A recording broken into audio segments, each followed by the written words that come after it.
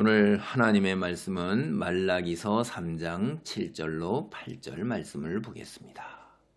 이 단락에 이제 3장 7절로부터 이제 12절 단락에서 11조라는 말이 나와요. 그래서 말라기서 설교에서 이 11조, 교회 조금 다니다 보면 이 11조 설교를 들을 때 이 단락에 있는 구절을 가지고 얘기를 하는 것입니다.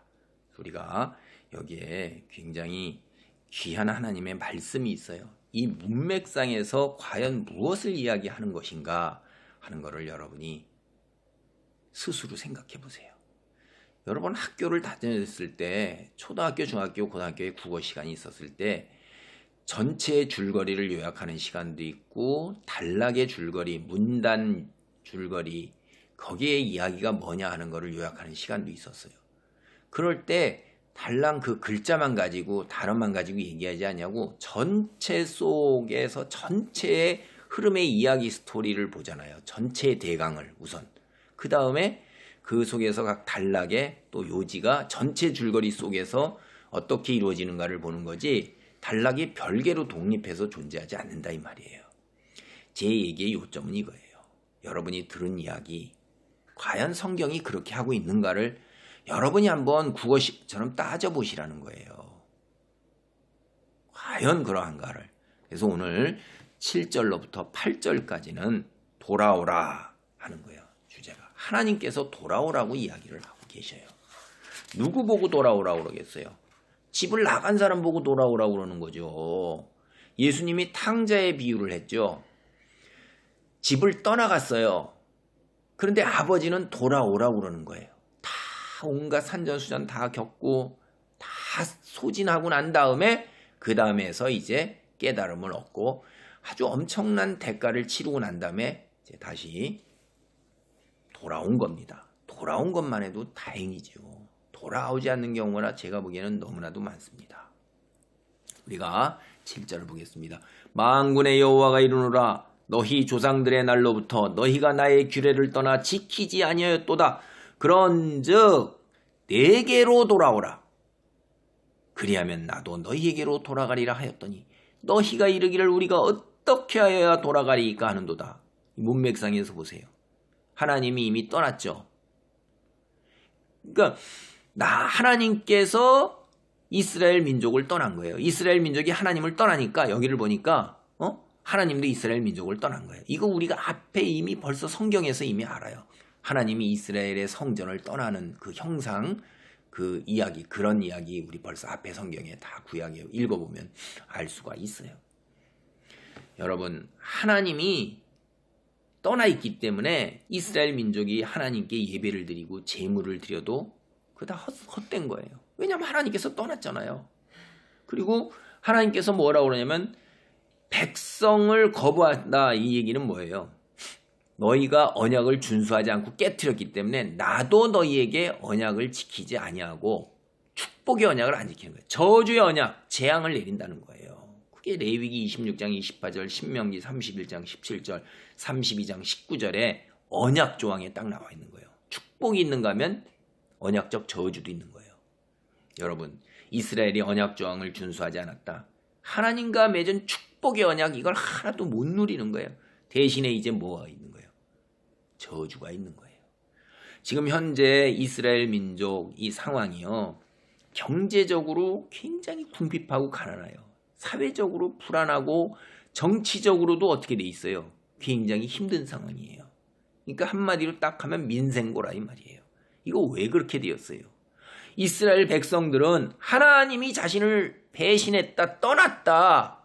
하나님이 우리를 버렸다 이렇게 얘기하는 거예요. 그리고 좌절하고 실망하고 낙담 속에서 살아가는 거예요. 패배감 속에서 살아가는 거예요. 신앙을 버렸어요. 그들도 그래서. 신앙이 거의 다 위축되어 버렸고 그냥 형식적인 것만 해요. 제물하고 11조 드리는 것 하나님의 진실되게 나아가서 자기들이 신앙의 표현을 하는 것이 형식화되어 있고 사문화되어 있는 거예요. 남을 의식해서 그저 나도 신앙을 이행하고 있는 신앙이냐 이스라엘 민족 동족이야 라는 정도로 해서 이게 다 뭐예요?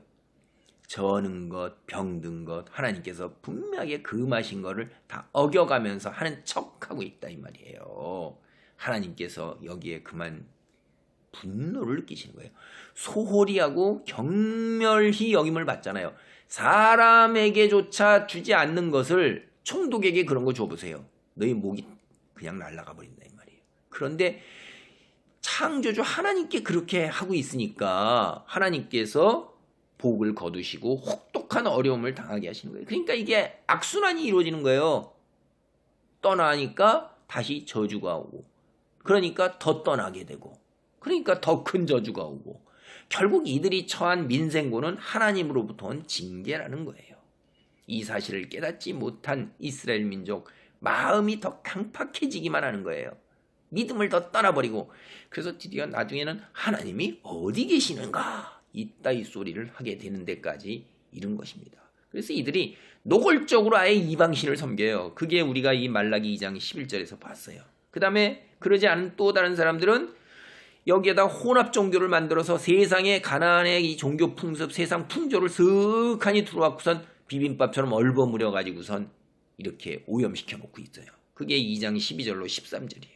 그러면서도 하나님이 어디 계시랴 이렇게, 그리고 하나님은 능력이 없다 이런 이야기를 하고 있는 거예요. 이스라엘 사람들이 경험하고 있는 이런 민생고, 이 문제 해결할 방법이 뭐예요?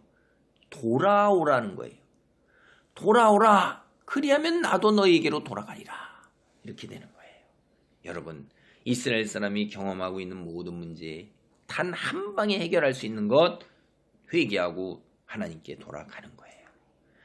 여러분, 이들이 정말로 잘못하고 있는 것, 이 앞서서 얘기하고 있는 것 몇 가지 얘기하면, 첫째로 부적절한 예배를 드리고 있다 이 말이에요. 부적절한 예배를 드리고 있는 거예요. 그리고 또 그들이 사회적으로 다 부패해 있어요. 그들이 그래서 돌아오고 돌아와야 되는 거예요. 선지자들은 이게 이 말라기만 얘기하는 게 아니에요. 백성들이 회개를 해야 된다, 그리고 하나님께 돌아와야 한다는 이야기를 하면서 이미 벌써 많이 이야기를 하고 있습니다. 성경 몇 군데 살펴보겠습니다.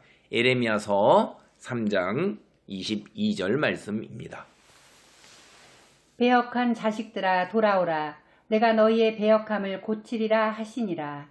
보소서, 우리가 주께 왔사오니 주는 우리 하나님 여호와이심이니이다.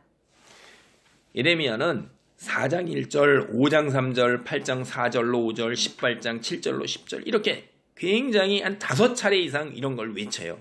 그러면 에스겔 선지자 또한 역시 마찬가지예요. 3장 17절로 21절인데 여기서 우리가 17절에서 이하에서 몇 절만 보겠습니다.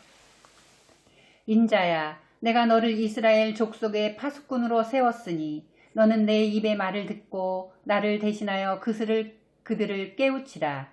가령 내가 악인에게 말하기를 너는 꼭 죽으리라 할 때에 네가 깨우치지 아니하거든 말로 악인에게 일러서 그의 악한 길을 떠나 생명을 구원하게 하지 아니하면 그 악인은 그의 죄악 중에 죽으려니와 내가 그의 피 값을 네 손에서 찾을 것이고, 네가 악인을 깨우치되 그가 그의 악한 마음과 악한 행위에서 돌이키지 아니하면 그는 그의 죄악 중에서 죽으려니와 너는 네 생명을 보존하리라. 네, 에스겔 선지자가 이스라엘에게 돌아오라고 외치라고 하나님께서 이야기하시는 거죠. 그래서 19절까지 봤고요. 14장 7절, 17장 21절로 32절에도 같은 이야기들이 나와요. 그 다음에 요엘 선지자도 2장 12절로 14절에서 이제 이러한 말씀을 하고 있습니다. 여호와의 말씀에 너희는 이제라도 금식하고 울며 애통하고 마음을 다하여 내게로 돌아오라 하셨나니 너희는 옷을 찢지 말고 마음을 찢고 너희 하나님 여호와께로 돌아올지어다. 그는 은혜로우시며 자비로우시며 노하기를 더디하시며 인애가 크시사 뜻을 돌이켜 재앙을 내리지 아니하시나니. 그런가 하면 스바냐 선지자도 또한 이렇게 외쳤어요. 마찬가지 이야기를 스바냐서 2장 3절입니다. 여호와의 규례를 지키는 세상의 모든 겸손한 자들아, 너희는 여호와를 찾으며 공의와 겸손을 구하라. 너희가 혹시 여호와의 분노의 날에 숨김을 얻으리라.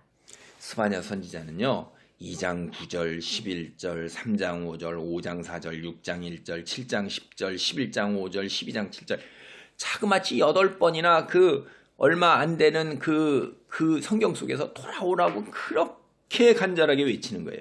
근데 안타깝게도 이스라엘은 하나님 여호와께 돌아가는 것, 회개하는 것이 구체적으로 무엇인지를 잘 모르고 있는 거예요. 그래서 뭐라고 그래요? 우리가 어떻게 하여야 돌아가리까?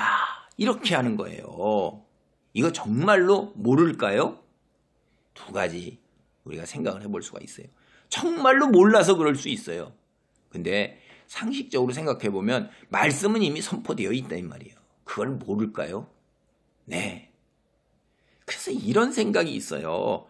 이게 나는 도저히 하나님께 이미 돌아가기 어렵습니다 라는 반어적인 이런 표현일 수도 있다 하는 거예요. 만약에 양보해가지고선 이게 다 모른다는 거를 갖다 정말로 모를까?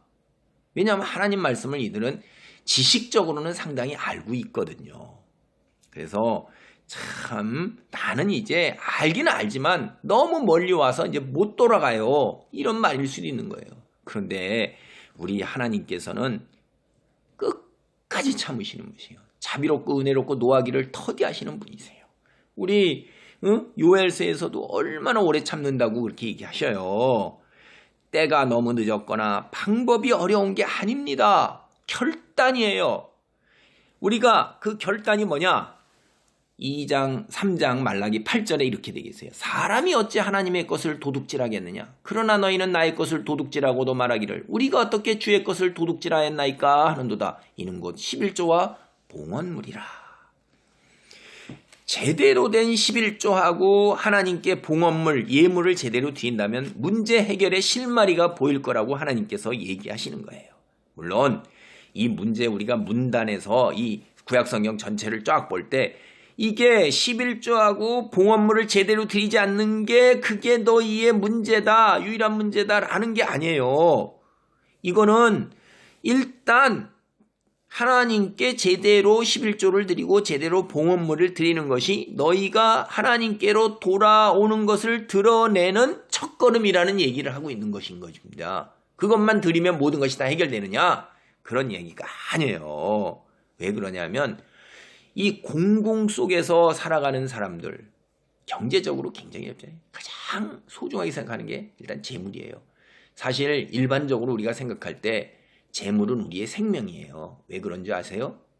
두 가지를 쉽게 생각해 볼 수가 있어요. 첫째, 우리가 이 세상에 존재하는 시간 동안에 노력을 들이고 노동의 대가가 그게 바로 재물이에요. 그게 생명하고 바꾼 거예요, 시간이.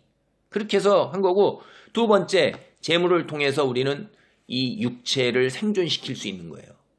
당장 입에 들어가는 것, 먹는 것, 주거할 것, 재물이 없으면 다 끝이에요. 그러니까 재물이 우리의 생명이라 이 말이에요. 그러니까 가장 아깝죠. 더군다나 경제적 공핍함 속에서 얼마나 아깝겠어요. 근데 그들이 가장 아까워하고 소중하게 생각하는 걸 그것보다 하나님을 더 공경하고 경외할 때 그 진심이 거기 배어있기 때문에 이런 얘기를 하고 있는 것입니다. 다음번에 우리가 이 11조 여기 의미하는 거에 대해서 밑에서 더 한번 이렇게 어떻게 11조와 봉헌물이 도둑질이 되었는가, 이게 도둑질이 왜 도둑질이라고 하나님께서 얘기하시는가에 대해서 더 깊이 생각해 보도록 하겠습니다. 하나님께 돌아오십시오. 때가 늦었거나 방법이 어렵지 않습니다. 여러분의 결단과 의지, 바로 이 순간인 거예요. 하나님께 기도하시고 도와달라고 하시면 성령의 놀라운 역사를 체험하실 것입니다. 아멘.